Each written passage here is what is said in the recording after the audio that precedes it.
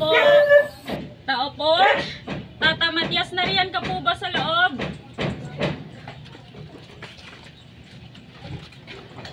Ikaw pala yan, Mando. Sino ang iyong mga kasama? Kasama ko nga po pala si Cario at Martin. Tumuloy muna kayo. Tuloy daw tayo.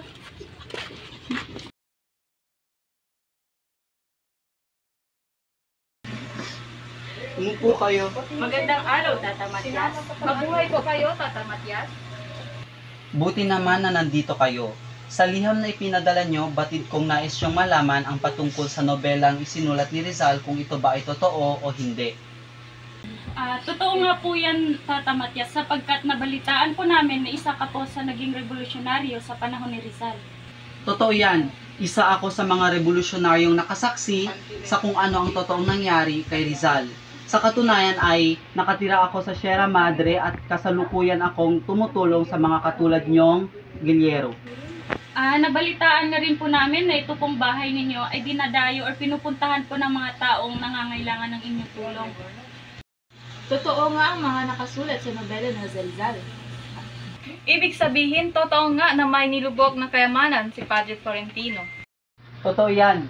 Totoo ang kayamanang inulubog ni Padre Florentino sa Dagat Pasipiko. At kapag ito ay nahanap nyo, makatutulong ito upang tayo ay magsimulang muli. At kapag ito naman ay napunta sa masamang kamay, ay mababaliwala ito. Kaya po pala kami po ang inyong napili upang maghanap ng mga kayamanan, sapagkat alam mo po na ang mga kayamanan ay mapupunta sa mga mabubuting kamay pag kami po ang nakahanap nito. Tata Matias, hindi ka po nagkakamali sa pagpili po sa amin. Di ba mga kasama? Tama. Ang mga kasama, kayo na ang magpasya kung hahabulin nyo ang kayamanan at gamitin ito sa kabutihan. Basta't isipin nyo lamang ang ating hangarin na makatulong sa ating bayan. Dyan, Tata Matias, kapag kami ang nakakuha ng mga kayamanang iyon, Hindi lang namin ito gagamitin para sa aming sarili, kundi magagamit ito ng mga kabataan at ng ating bayan. Makakatulong ito sa mga kabataan at sa mga susunod pang henerasyon at ito isang napakalaking responsibilidad na dapat nating gampanan. Muli, maraming salamat Tata Matias sa mga payo mo. Ako at ang aking mga kasama na si Martin at Cario ay gagampanan ang tungkulin na inyo pong ibinigay sa amin. Magsisimula na po kami sa aming paglalayag patungo sa Dagat Pasipiko upang hanapin po ang mga kayamanang iyon. Kayong mga kabataan ay napakalaki ng hangarin. Naway maging matalino kayo sa aking ibinigay na tungkulin. At naway magsama-sama pa rin tayo hanggang matupad natin ang ating layunin. Muli, maraming salamat Tata Matias. Ako at ang aking mga kaibigan ay hindi po kayo bibiguin sa pagtupad po ng aming tungkulin. Tama ka dyan, kaibigan. Tayo ang magiging pag-asa ng ating bayan. Sama-sama tayo maglagbay patungong Dagat Pasipiko. Kung ganun ay kayo ay mag-ingat. Maraming salamat.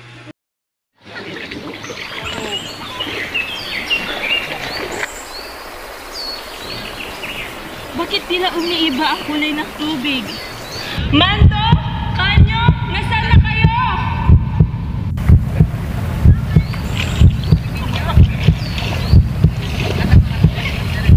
Martin! Tulungan mo kami! Bibigan!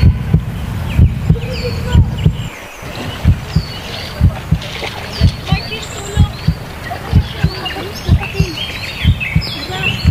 Buhatin natin!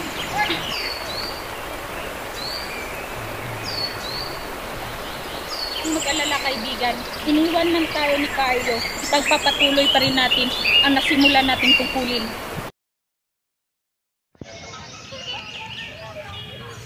Mando, doon ka, dito ako. Sige, sige.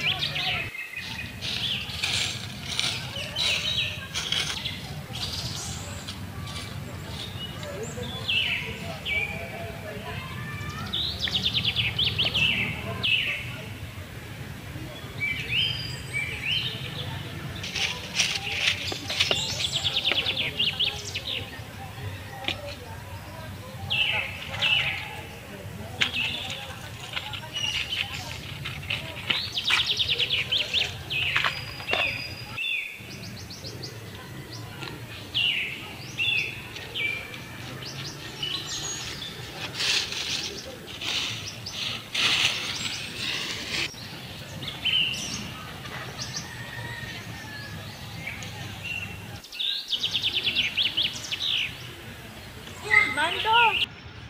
Oh, Martin! Nahanap mo? Ano yan? Ang dami nito! Tara na at puntahan natin si Tata Matias at ipakita to sa kanya. Mando,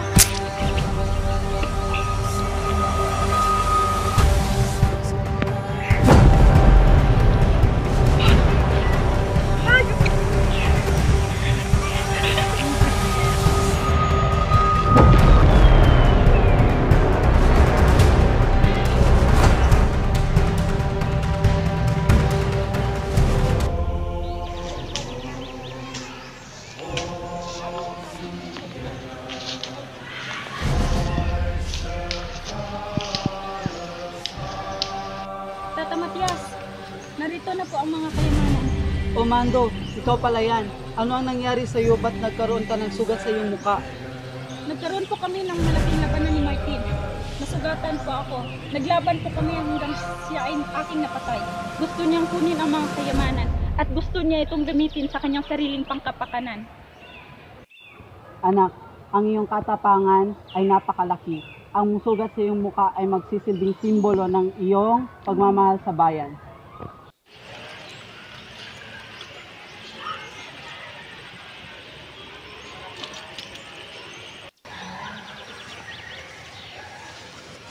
Dito muna tayo.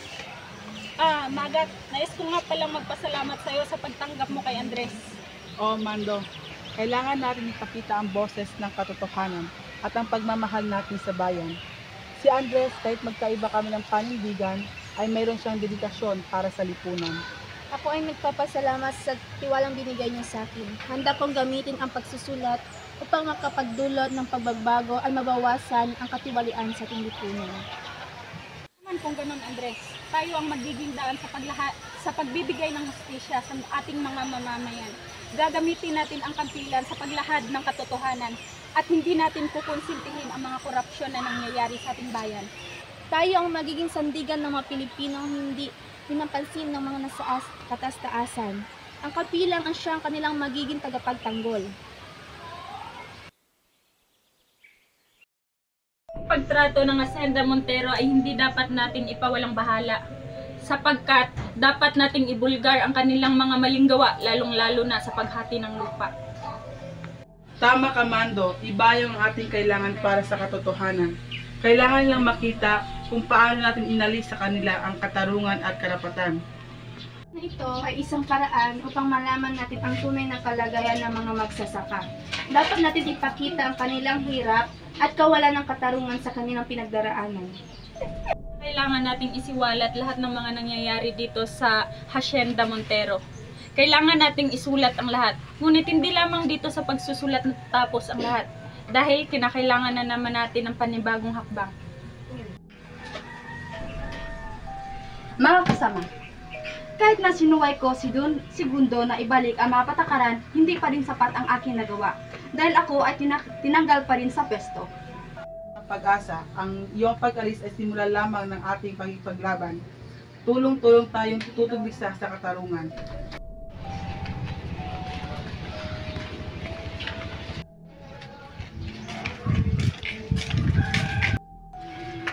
Padre, kami po ay naparito upang malaman ang pangyayari sa Hacienda Montero at ang naging resulta ng inyong petisyon sa gobernador.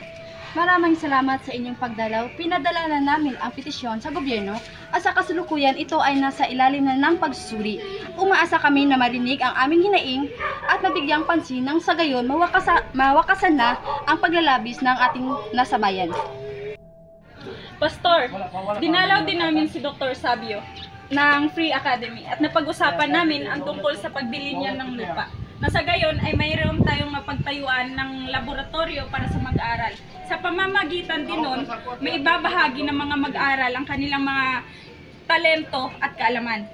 Oo, napag-usapan din namin ang mabuting ekonomiya sa ating bansa at nabigyan din ang tungkol sa pag-uusap ng komunalista, kapitalista at sosyalista sa aming pagpupulong na naganap. Tatay, maganda po ang mukha ni Dr. Sabio para sa mag-aaral. At saka magkakaroon tayo ng hatian para sa lupain. Maraming salamat sa inyong pagdalaw.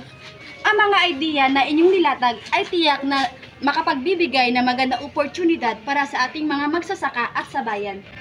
Pagkatapos nilang mag-usap, nagpalitan sila ng taus-pusong salita na nagpapahayag ng kanilang pasasalamat at pag-asa para sa kinabukasan.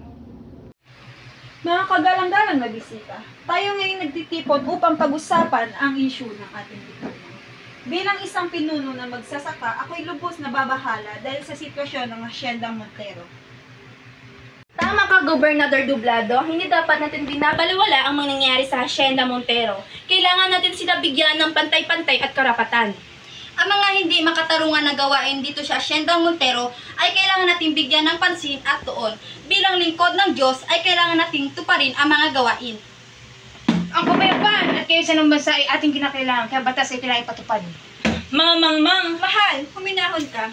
akala nyo ba ibebenta ko ang aking lupain? Nagmumukha lamang kayong mga payaso sa aking paningin. Ang Hacienda Montero ay aking pinakamalagang pagmamay-ari. Hindi ko to ibebenta kahit kanino man. Huminahon ka, Don Diego, at pakinggan mo ang mga opinyon ng mga taong nandirito. Pakinggan mo ang kanilang mga salita na kanilang ibibigay para sa iyo. Isyong ito ay kailangan maayos at may patupad. Justisya ay kailangan mapatupad sa lalong madaling panahon. At kung sino man ang may sala ay kailangan mapanagot.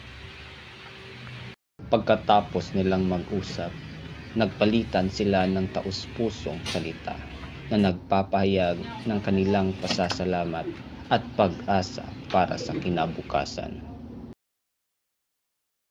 Matapos ang kanilang mainit na pag-uusap, ang bawat isa ay nagpahayag ng kanilang opinyon at mga alalahanin tungkol sa kapayapaan, pamamahala at kalagayan ng magsasaka.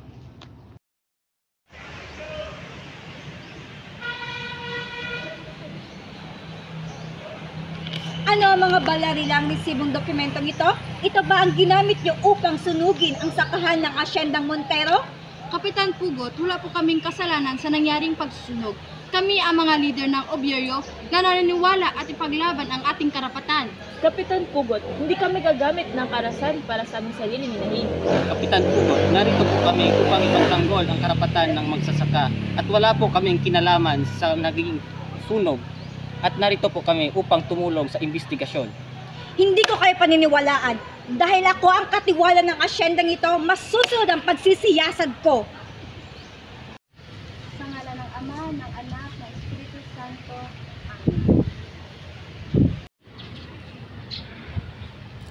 Narito tayo ngayon upang pag-usapan ang pangyayari. Pastor, sinabi mo na walang kasalanan si Mang Tomas sa nangyaring sunog sa sakahan. At ang kanyang pagkamatay ay isang lamang trahedya na naging malaking katanungan sa atin. Huwes, hindi kami naniniwala sa benepisyo ng politika. Alam natin na pinatay si Mang Tomas na may kapangyarihan upang linisin ang dugo sa kanilang mga kamay. Kapitan Pugot, bakit niyo pinatay si Mang Tomas? Ano ang inyong motibo? Ito ba ay dahil nakiisa sila sa grupong obrero? Hindi ko kasalanan ang pagkamatay ni Mang Tomas dahil siya mismo ang nagsimula ng kaguluhan at siya mismo ang lumaban. Huwes, kami po ay umaasa sa inyo. Sana huwag niyong baliwalain ang pagkamatay ni Mang Tomas. Ipakita po natin ang tunay na hustisya sa kanyang pagkamatay. Makakaasa kayo.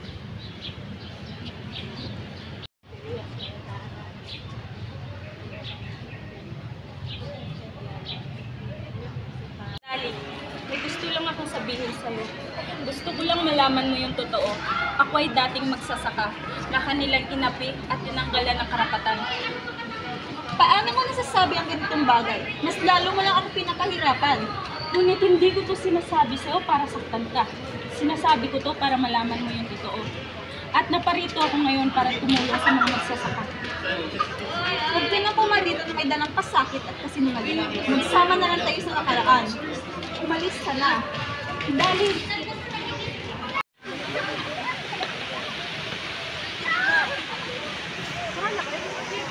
Mando, maraming salamat sa iyong determinasyon. Ikaw ang tunay na bayani sa mga magsasaka. Mahal ko, maraming salamat sa karangalan at pagmamahal mo sa amin. Sasamahan kita sa iyong laban. Tama kayo. kailangan natin ipagpatuloy ang ating misyon sa katotohanan laban sa katiwalian. Hindi tayo titigil hanggat hindi natin nakakamit ang kalayaan, sapagkat tayo ang pag-asa ng mga taong nangangarap ng kapayapaan. At sa huli, ang nabuong grupo ni Mando ang nagpakita ng determinasyong ipagtanggol ang kanilang mga karapatan at karapatan ng mahirap. Sa pamamagitan ng kanilang pagsasama, sila ay handang harapin ang mga mandaragit upang ipaglaban ang karapatan ng mga magsasaka. Ginoong Presidente, ang panukala namin ay may suliranin na mapayapa at katarungan para sa ating bayan. Ang pagbibigay ng pag-aari ng Hacienda Montero sa mga magsasaka ay bibigyan ng pantay-pantay para sa kanila. Subalit, hindi po natin maaaring ipasawalang bahala ang iyong pamamaraan ng pamamahala. Hindi dapat kayong magturo sa akin ng tama't mali. Ako ang Pangulo kahit isa walang makakadikta sa akin. Maaari akong gumawa ng mga hakbang para sa kapayapaan ng ating bansa. Ginoong Presidente, kami po ay nagmamalasakit lamang sa taong bayan na ipagpatuloy ang kapayapaan sa ating bayan. Naway bigyan niyo po ito ng pansin. Presidente, bilang isang pinuno, inaasahan po namin ang iyong pangunawa at mabuting desisyon. Ang pagkapantay-pantay sa ating bansa ay mahalaga.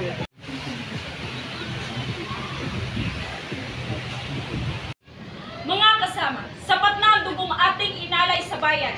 Simula ngayon, hindi na tayo magpapaapi sa mga mandaragit.